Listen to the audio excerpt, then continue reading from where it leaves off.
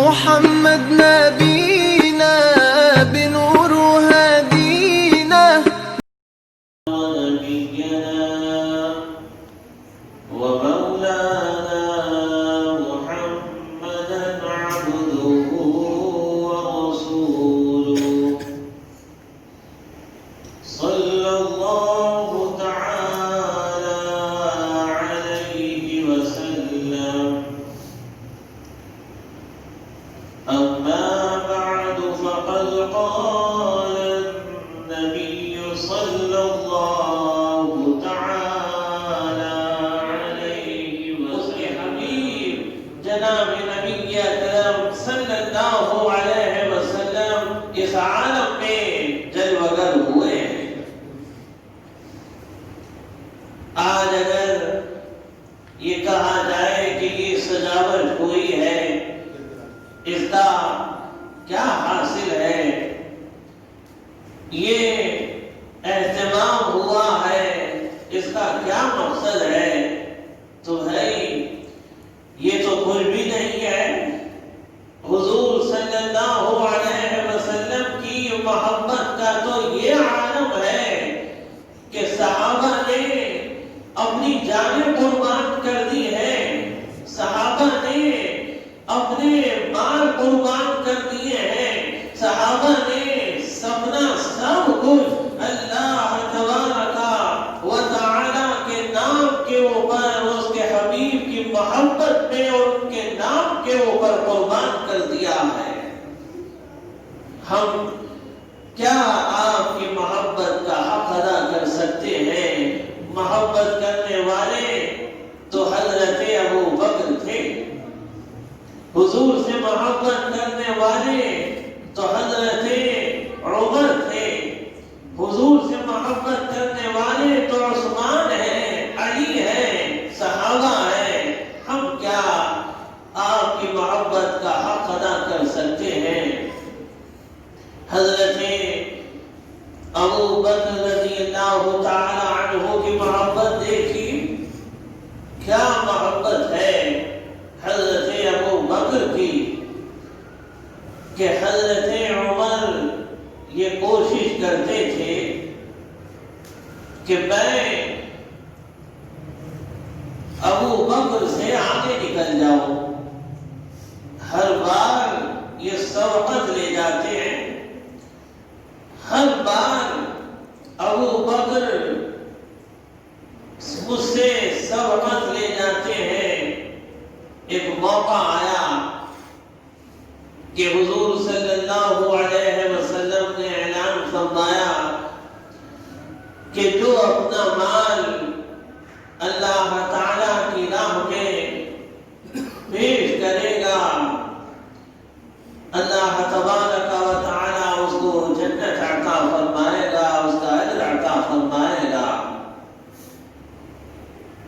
حضرت عمر نے یہ ارادہ کیا کہ میں آج ابو بکر سے آگے نکلوں گا، آج کوشش کروں گا، آگے نکلنے کی پوری کوشش کروں گا. چنانچہ اپنا آدھا مال لے کر اللہ کے رسول صلی اللہ علیہ وسلم کی خدمت میں حاضر ہوئے.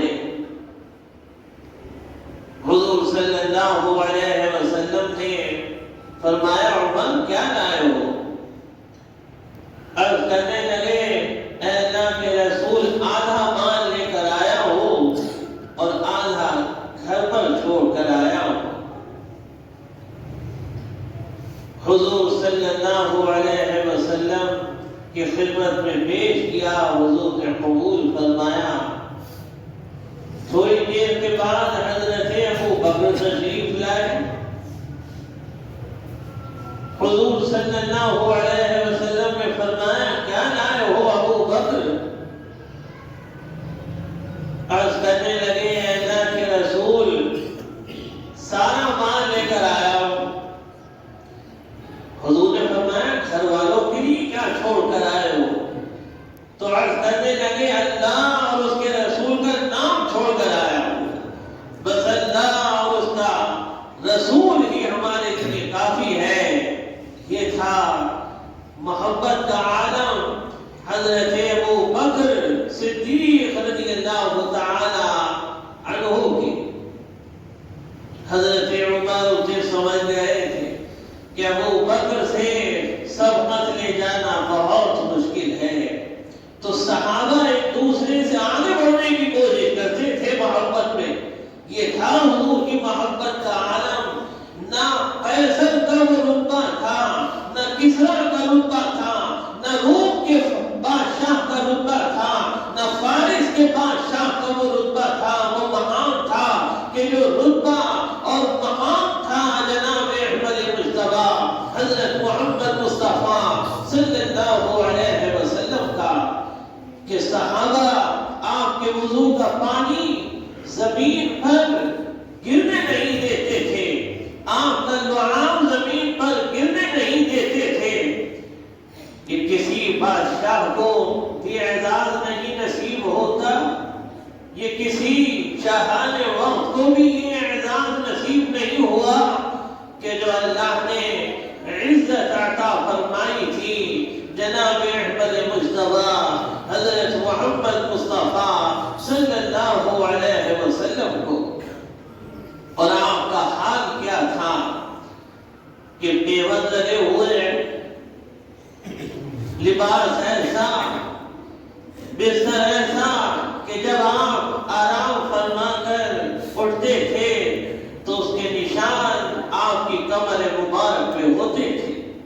ایک مرتبہ حضرت عائشہ صدیقہ رضی اللہ تعالی عنہا نے آپ کے بستر کی دو طے فرما دی کہ چاہا کہ آپ کو اس سے کچھ آرام زیادہ مل جائے اور سکون مل جائے۔ حضور صلی اللہ علیہ وسلم نے جب اسے دیکھا تو فرمایا کہ عائشہ ہمیں آرام نہیں چاہیے دنیا کا، کیونکہ جو دنیا کے آرام کے اندر مشغول ہوگا اسے آخرت کا آرام کبھی نہیں ملے گا، اس کو آخرت کا سکون نہیں ملے گا۔ ہمارے بستر کی ایک ہی طے رہنے دو، کیونکہ ہم اگر آرام دنیا کا کریں گے تو پھر اللہ کو کیسے یاد کریں گے۔ یہ اللہ کے رسول صلی اللہ علیہ وسلم کہ اللہ تعالیٰ سے محبت تھی، یہ اللہ تعالیٰ کے دربار میں آپ کی قربانیاں تھیں کہ آپ چاہتے تو آرام فرماتے، لیکن رات رات بھر کھڑے ہو کر آپ نماز ادا فرماتے تھے، آپ قیام کے اندر ہوتے تھے اور آپ کے پیروں پر ورم آ جایا کرتا تھا۔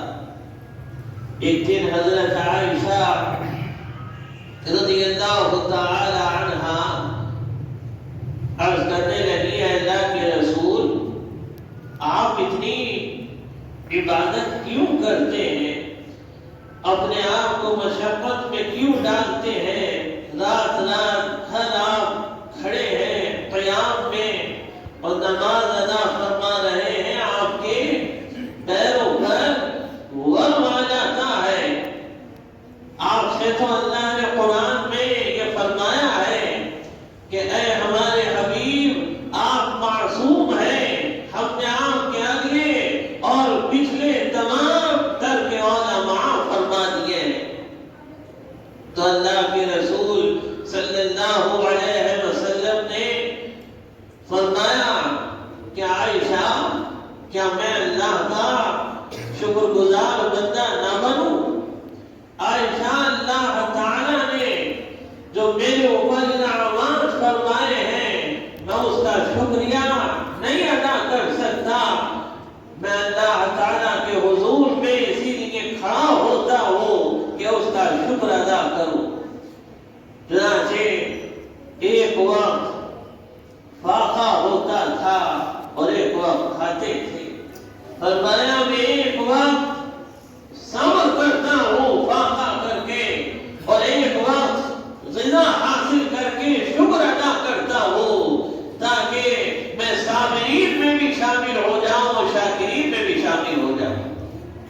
یہ اللہ کے رسول صلی اللہ علیہ وسلم کا حال ہے کہ سلام ہو ان پر کہ جس نے بادشاہی میں بھی فقیری کی.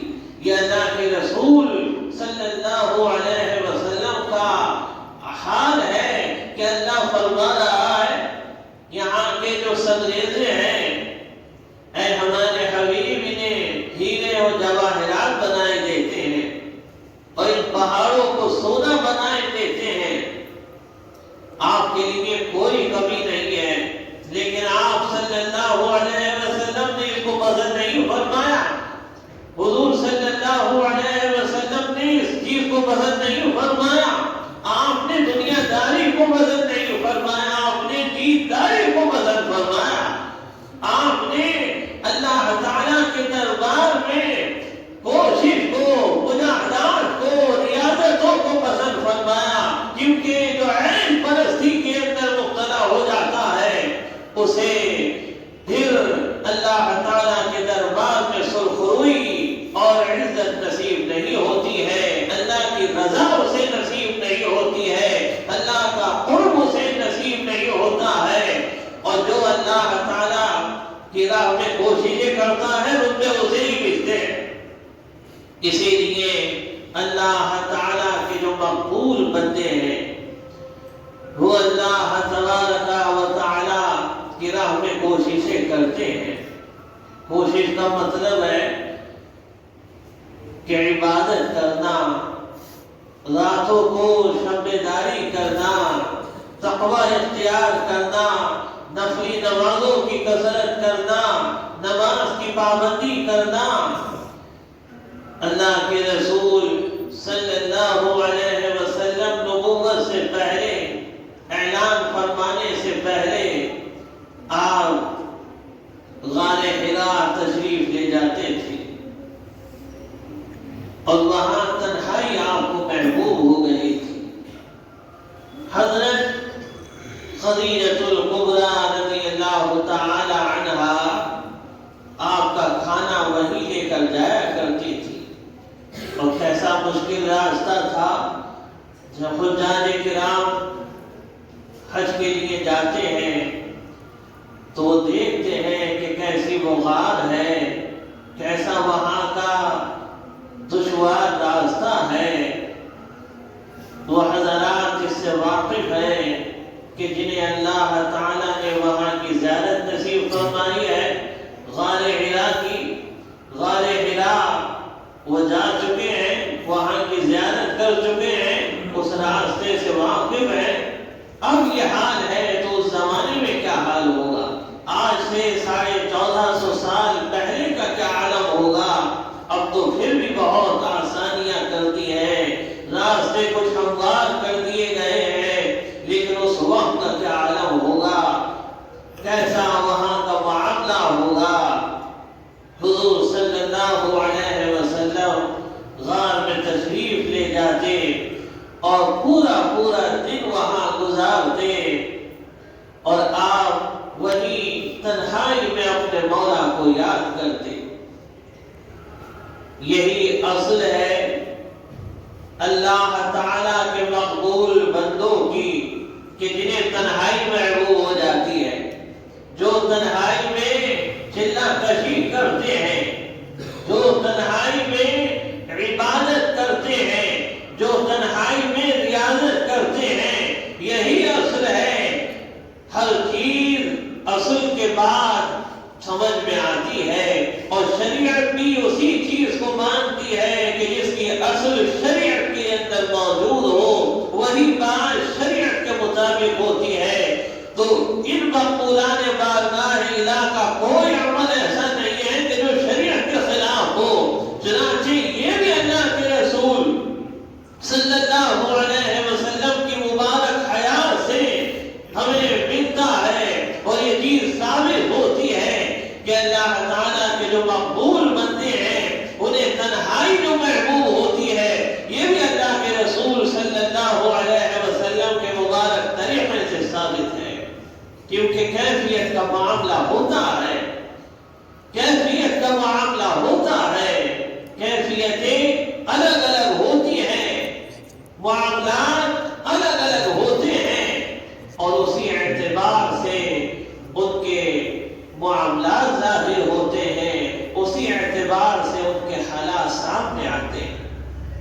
جو اللہ کے رسول صلی اللہ علیہ وسلم کی مبارک بعثت پوری دنیا کے لیے سب سے بڑی نعمت ہے، خاص کر اس امت محمدیہ علی صاحبها الصلوات والتسلیمات کے لیے بہت بڑی نعمت ہے اور سعادت ہے۔ پروردگار عالم کا کرم ہے کہ ہمیں ایسے رسول عطا فرمائے ہیں، ہمیں ایسے پیارے محبت کرنے والے مشفق رسول عطا فرمائے ہیں کہ جو دنیا سے تشریف لے جا رہے ہیں اس وقت بھی امت کی فکر ہے، جب دنیا کے اندر تشریف فرما ہے جب بھی فکر ہے امت کی، جب آسمانوں پر ہیں جب بھی امت کی فکر ہے۔ اپنی امت کو کبھی نہیں بھولے، اپنی امت کو کبھی نہیں بھولے، اپنی امت کی اتنی فکر فرمائی، اپنی امت سے اتنی محبت فرمائی۔ ہم تو کر ہی رہے ہیں جو کچھ ٹوٹی پھوٹی محبت ہے ہماری، یہ عقیدت کے پھول پیش کر رہے ہیں اور جلا جلا یہ معاملہ ہو رہا ہے، عقیدت و محبت کا اظہار ہو رہا ہے، لیکن معاملہ یہ ہے کہ اس سے زیادہ امت سے زیادہ محبت اگر ہے تو وہ جناب نبی اکرم صلی اللہ علیہ وسلم کو اپنی امت سے ہے، اپنی امت سے اتنی محبت ہے کہ آپ نے اپنی امت کو ہر موقع کے اوپر یاد رکھا ہے اور اس امت کے لیے زیادہ سے زیادہ اللہ تبارک و تعالی سے رخصتیں اور رحمتیں حاصل کرنے کی کوشش کی ہے۔ یاد کیجئے وہ مبارک واقعے کو معراج کے کہ جب آپ تشریف لا رہے تھے تو حضرت موسیٰ علیہ السلام سے ملاقات ہوئی اور حضرت موسیٰ علیہ السلام نے آپ سے یہ بات عرض کی کہ اللہ کے رسول صلی اللہ علیہ وسلم آپ یہ جو 50 وقت کی نمازیں اپنی امت کے لیے لے جا رہے ہیں، مجھے اپنی امت پر تجربہ ہے کہ بہت ہے کہ نہیں ادا ہو پائے گی، آپ کی امت نہیں پڑھ پائے گی۔ ایسا کریں کہ اللہ کے دربار میں تشریف لے جائیں اور تخفیف کرا لیں۔ حضور صلی اللہ علیہ وسلم پھر اللہ کے دربار میں حاضر ہوئے اور عرض کی مولا نے 5 نمازیں کم فرما دی، تخفیف ہو گئی۔ پھر تشریف لائے، پھر موسیٰ علیہ السلام سے ملاقات ہوئی، پھر وہی بات عرض کرنے لگے ابھی بہت ہیں، تخفیف کرائیے، تشریف لے جائیے۔ پھر حضور تشریف لے گئے، چنانچہ کئی بار یہ معاملہ ہوا، تخفیف ہوتی رہی یہاں تک کہ اخیر میں 5 نمازیں رہ گئی اور اللہ تبارک و تعالی نے فرمایا کہ ہمارے حبیب ہم جو فیصلہ فرما دیتے ہیں وہ فیصلہ بدلتا نہیں ہے، ہاں صورتاً آپ کی امت 5 ادا کرے گی لیکن ثواب 50 نمازوں کا ہم عطا فرمائیں گے۔ یہ تحفہ ہے اس امت کے لیے جو شب معراج اللہ تعالیٰ نے عطا فرمایا، اور آپ صلی اللہ علیہ وسلم نے اپنی امت کی فکر فرماتے ہوئے، اس بات پر توجہ فرماتے ہوئے حضرت موسیٰ علیہ السلام کی اپنی امت کے لیے تخفیف کا اللہ تعالیٰ کے دربار میں سوال کیا اور اللہ تعالیٰ نے آپ کے سوال کو پورا فرمایا اور صورتاً 5 نمازیں رہ گئی، یعنی ادائیگی میں 5 نمازیں رہ گئی لیکن ثواب میں 50 ہے۔ اب معاملہ کیا ہے کہ اگر کسی شخص کی ایک وقت کی نماز نکلی تو اس کی ایک نماز نہیں نکلی ہے بلکہ اس کی 10 نمازیں نکلی ہیں ثواب کے اعتبار سے.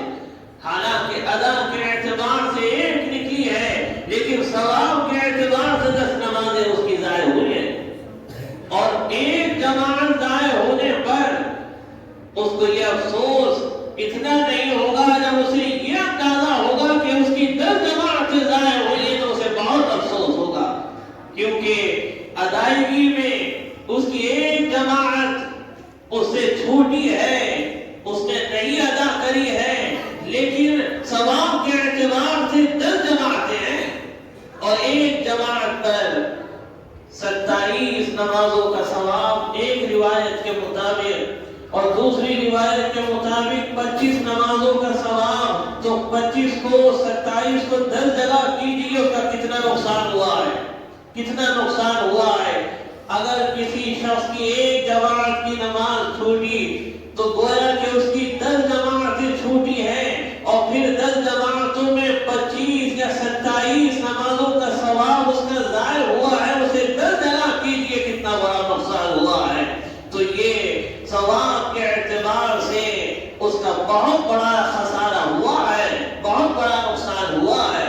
اور جن کی نمازیں مسلسل چھوٹ رہی ہے ان کا کتنا بڑا نقصان ہے. واقعی میں قضا میں وہ معاملہ نہیں ہے، واقعی میں اپنی نماز پڑھنے میں وہ معاملہ نہیں ہے. جو معاملہ ادا کے اندر ہے، جو معاملہ جماعت کے ساتھ شریک ہونے میں ہے، اس کی بھرپائی کبھی نہیں ہو سکتی ہے، اس کی بھرپائی کبھی نہیں ہو سکتی ہے. وہ کتنی اس کے بعد عبادتیں کر لے مگر جماعت چھوٹ جانے پر جو اس کا خسارہ اور نقصان ہوتا ہے اس کی بھرپائی کے قضائے ہوئی کتنی پڑتا ہے مگر وہ معاملہ نہیں آتا ہے، وہ چیز اسے نہیں حاصل ہوتی ہے کہ جو اسے ادا کرنے کے بعد حاصل ہوتی ہے. ہم محبت کرتے ہیں، یہ پوری امت محبت کرتی ہے حضور صلی اللہ علیہ وسلم سے، لیکن محبت عمل سے ظاہر ہوتی ہے، محبت عمل سے ظاہر ہوتی ہے، خالی دعوے سے نہیں ہوتی ہے. شیخ سعدی رحمت اللہ علیہ نے اپنی گلستہ میں یہ تفصیل بیان کری ہے، مثال بیان کری ہے مرغ کے زہر کی اور پروانے کی. اے مرغ زہر عشق سے پروانہ بیاموز کا سوخ ترا جاشد و آواز دیا ہے. اے مرغ زہر، یہ جو سورہ کو محبت کے دعوے کرتا ہے، باندھ دیتا ہے، آوازیں بلند کرتا ہے کہ تجھے بڑی محبت ہے. ارے محبت میں دعوے نہیں ہوتے ہیں بلکہ محبت میں دلیل ہوتی ہے. جب دلیل ہے تو دعوے کی ضرورت نہیں ہے، وہ عمل خود بتاتا ہے. اور دلیل عمل ہے، وہ عمل خود بتاتا ہے کہ حضور سے محبت کرنے والا ہے. مشک خود بتاتی ہے مشک کو کسی دلیل کی ضرورت نہیں ہے، مشک کو ثابت کرنے کی ضرورت نہیں ہے.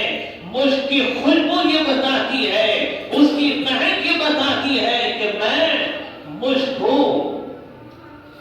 اے مرغ زہر، ذرا پروانے سے عشق سیکھ. اس کا حال کیا ہے؟ وہ شمع کے ارد گرد گھومتا رہتا ہے، وہ شمع کے ارد گرد گھومتا رہتا ہے اور گھومتے گھومتے اپنی جان ہلاک کر دیتا ہے اس کی محبت میں. اور اے مرغ زہر، تو مانگ ہی دیتا رہتا ہے، تو اعلان ہی صبح کو کرتا رہتا ہے. ارے محبت اسے کہتے ہیں کہ زمانے کو خبر نہیں ہے، دنیا کو خبر نہیں ہے. صبح کو اس کا جنازہ سامنے آتا ہے، صبح کو یہ خبر ملتی ہے کہ وہ تو محبت میں جا چکا ہے شمع کی، اس نے تو شمع کی محبت میں گھومتے گھومتے اپنی جان دے دی ہے. صبح کو یہ خبر ملتی ہے کہ یہ مر چکا ہے. میں جا چکا ہے اور اے مرغ شہر تو دعوے ہی کرتا رہتا ہے، تو دعووں سے کچھ نہیں ہوگا۔ آج یہی معاملہ ہو گیا ہے کہ وقتی دعوے ہیں، وقتی جذبات ہیں، اور پھر اس کے بعد وہی حالات لوٹ کر آ جاتے ہیں کہ جو حالات پہلے جیسے ہوتے ہیں، روزمرہ کے حالات ہوتے ہیں۔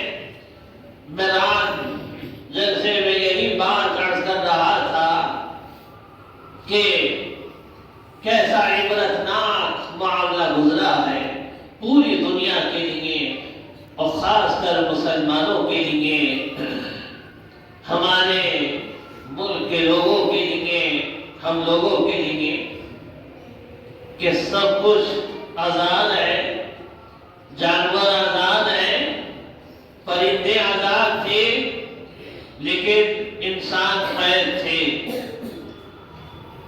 چھونے سے ڈر رہا تھا ایک انسان دوسرے انسان کو، پاس بیٹھنے سے ڈر رہا تھا ایک انسان دوسرے انسان کے، گھر پر جانے سے ڈر رہا تھا، مصافحہ کرنے سے ڈر رہا تھا، کچھ